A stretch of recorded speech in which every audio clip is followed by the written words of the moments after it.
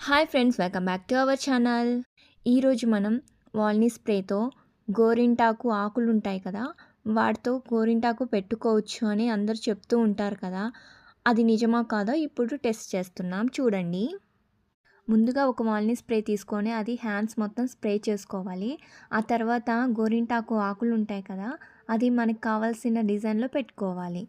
అది పెట్టుకున్న తర్వాత కొద్దిసేపటికే అది ఆకు కలర్ అనేది చేంజ్ అవ్వడం మనం చూస్తాము.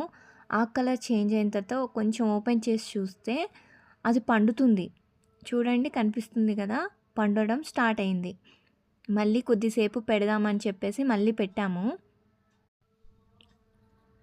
15 మినిట్స్కి చూస్తే మొత్తం చేంజ్ అయిపోయింది. ఓపెన్ చేసి చూస్తే పండింది.